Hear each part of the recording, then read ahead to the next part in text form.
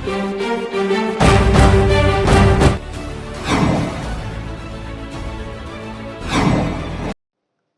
स्वागत है आपका। मेरा नाम है विपिन बेबाक। मेरे साथ मेरे सहयोगी सादाब रिजवी। धन्यवाद सर। समाजवादी पार्टी के राष्ट्रीय अध्यक्ष अखिलेश यादव ने शुक्रवार को कहा कि भाजपा सरकार ने प्रदेश को कर्ज में डुबो दिया है। बिल्कुल। यूपी के हर व्यक्ति पर 36,000 रुपए का कर्ज है। यानी आप पर भी 36,000 का कर्ज है, हम पे भी 36,000 का कर्ज है। बिल्कुल। राज्य में लगभग 9 लाख करोड़ का कर्ज हो गया है। उन्होंने कहा कि प्रदेश के इस बजट में भी भाजपा सरकार ने 91,000 करोड़ का कर्ज लिया है। आज़ादी के बाद 2017 तक यूपी पर 3 लाख करोड़ का कर्ज था, लेकिन योगी आदित्यनाथ के नेतृत्व वाली भाजपा सरकार पिछले 8 साल में 6 लाख करोड़ रुपए का और कर्ज ले चुकी है। उन्होंने कहा कि सरकार उत्तर प्रदेश को लगातार कर्ज के बोझ में दबा रही है। भाजपा सरकार अपनी गलत आर्थिक नीतियों से देश प्रदेश की अर्थव्यवस्था से भी खिलवाड़ कर रही है। ये सब सरकार चंद पूंजीपतियों के मुनाफे के लिए कर रही है। इस सरकार में गरीब और गरीब होता जा रहा है। महंगाई, बेरोजगारी से हर वर्ग परेशान है। किसान, नौजवान, व्यापारी, महिलाएं सभी परेशान हैं।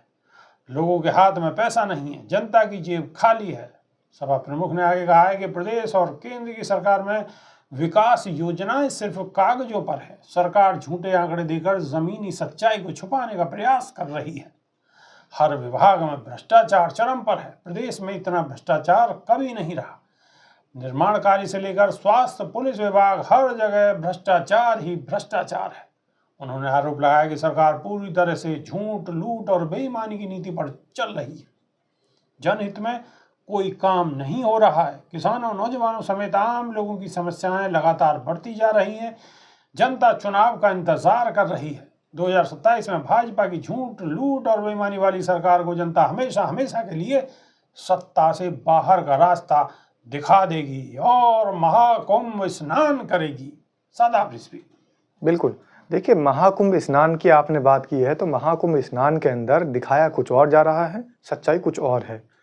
बताया जा रहा है कि 60 करोड़ लोग अब तक वहां पर डुबकी लगा चुके हैं, लेकिन जो हकीकत है वो ये है कि जो लोग मरे थे अभी तक उनको मुआवजा तक नहीं पहुंचा है।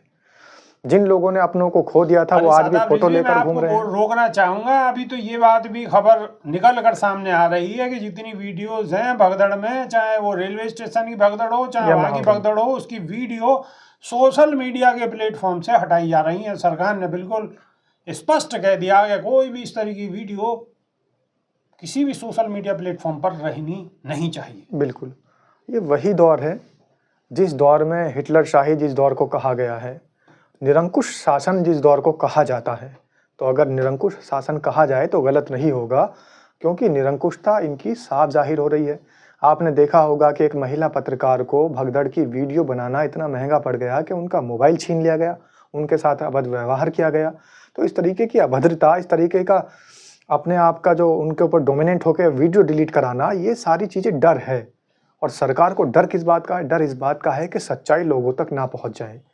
सच्चाई लोगों तक अगर पहुंचेगी तो लोगों की आंखें खुल जाएंगी। लोग जो आज विकास का इंतज़ार कर रहे हैं, लोग जो आज भी अच्छे दिन का इंतज़ार कर रहे हैं, उनको शायद पता लग जाएगा कि उनके घर के अंदर अगर जो एक बच्चा, नवजात शिशु पैदा हुआ है तो वो भी 36,000 रुपये का कर्ज लेके पैदा हुआ है। उनको ये भी पता लग जाएगा कि देश आज़ाद होने के बाद से लेकर अब तक जो काम नहीं हुआ वो भारतीय जनता पार्टी की 8 साल की सरकार ने कर दिखाया है। वो क्या काम है? कर्ज को 3 गुना कर दिया। पहले 3 लाख करोड़ का कर्ज था, अब 9 लाख करोड़ से भी ज़्यादा का कर्ज अकेले उत्तर प्रदेश पे है। हम पूरे देश की बात नहीं कर रहे हैं, पूरे देश की बात करेंगे तो 30 से 34 लाख, 35 लाख का कर्ज एक एक बच्चे के ऊपर आ जाएगा, लाद दिया गया है। लेकिन खाली उत्तर प्रदेश में, जितना उत्तर प्रदेश की जनसंख्या है उससे कहीं गुना ज़्यादा लोगों के ऊपर कर्ज हो चुका है। एक एक बच्चे के ऊपर, जिसने अभी आंखें खोली हैं, जिस मासूम को, जिस नवजात शिशु को ये भी नहीं पता कि उसका दुनिया में क्या हासिल होगा, आने वाले समय में क्या होना है, अगली सांस जब वो ले रहा है तो कर्जदार बनकर ले रहा है। उसकी आंखें मूंदी हुई हैं, आंखें खुलेंगी तो कर्जदार बनकर खुलेगी। ये उत्तर प्रदेश का हाल हो चुका है। और उत्तर प्रदेश में क्या वाहवाही हो रही है? उत्तर प्रदेश में वाहवाही ये हो रही है कि हमने 60 करोड़ लोगों को उत्तर प्रदेश के महाकुंभ के अंदर सबको अध्यात्म का स्नान करा दिया, सबको शाही स्नान करा दिया और गंगा मैया में डुबकी लगवा दी। तो ये गंगा मैया में डुबकी लगवाने का काम नहीं हुआ, ये तो इस देश के, इस उत्तर प्रदेश के नागरिकों के जो अधिकार हैं उनको डुबकी लगवाई गई है। उनके अधिकार हैं शिक्षा के अधिकार, शिक्षा उनको नहीं मिल पा रही है तो शिक्षा को भी डुबकी लगा दी गई है। स्वास्थ्य सेवाएं बिल्कुल खत्म हो चुकी है, स्वास्थ्य सेवाओं को डुबकी लगा दी गई है। आप देखिए किस तरीके से बेरोजगार सड़कों पर घूम रहे हैं, मजबूर हो रहे हैं आत्महत्या करने के ऊपर। तमाम सुसाइड के केस आप सुनते रहते होंगे। और यहाँ तक कि भूख से तंग आकर उत्तर प्रदेश में लोगों ने, माओ ने अपने बच्चों को जहर देकर उनकी जीवन लीला खत्म कर दी। ये सारे काम उत्तर प्रदेश में हो रहे हैं। तो उत्तर प्रदेश में अगर डुबकी लग रही है तो इंसानियत को लग रही है। उत्तर प्रदेश में अगर डुबकी लग रही है तो बेरोजगारों की लग रही है। उत्तर प्रदेश में अगर डुबकी लग रही है तो यहाँ की चरमराई अर्थव्यवस्था को लग रही है। कोई बात सबको नहीं, डुबकी सादा लगा। भी जो कह रहे हैं इनका काम है कहना आप डुबकी लगाते रहिए और पापों को मिटाते रहिए, क्योंकि अगर पाप मिट जाएंगे तो नए पाप भी करने हैं। चलिए, मेरी बात को अन्यथा ना लें, कमेंट के माध्यम से अपनी राय रख सकते हैं। तो अभी के लिए सिर्फ इतना ही। नई वीडियो में फिर रूबरू होंगे। बहुत बहुत शुक्रिया। नमस्कार। धन्यवाद साहब।